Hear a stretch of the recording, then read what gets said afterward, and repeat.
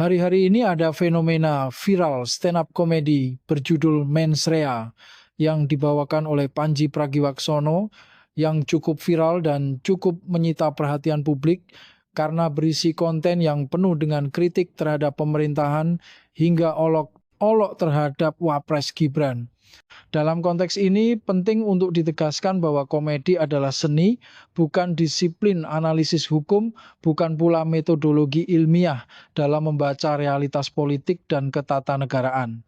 Masalah utama muncul ketika seorang komika mencoba membedah isu sosial, politik, dan hukum, terutama yang menyangkut figur negara seperti wakil presiden, dengan pendekatan satir yang tidak ditopang data, tidak diverifikasi secara akademik, dan seringkali bercampur opini personal.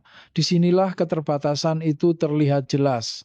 Konsep hukum seperti mens rea atau niat jahat misalnya bukan sekadar istilah retoris yang bisa dipakai untuk membangun lelucon politik, melainkan konsep hukum yang memiliki prasyarat ketat dalam sistem hukum pidana.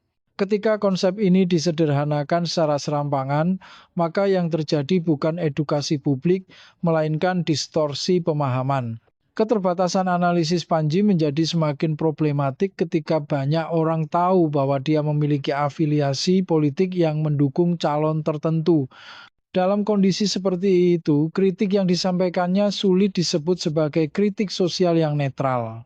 Ia lebih menyerupai propaganda simbolik yang dibungkus humor mudah diterima publik, tetapi miskin argumentasi dan tanpa tanggung jawab moral maupun akademik. Dalam komunikasi massa, pesan yang disampaikan figur publik memiliki efek framing yang kuat.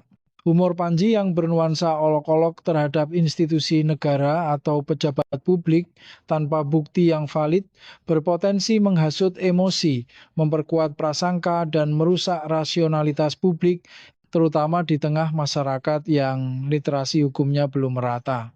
Sejatinya seniman dan komika memiliki peran penting sebagai cermin sosial, mengangkat isu aktual secara proporsional, berbasis fakta, dan menjaga jarak dari kepentingan politik praktis. Tanpa itu, kritik berubah menjadi ejekan, analisis berubah menjadi asumsi, dan seni kehilangan martabatnya sebagai sarana pencerahan publik. Semoga masyarakat memahami hal ini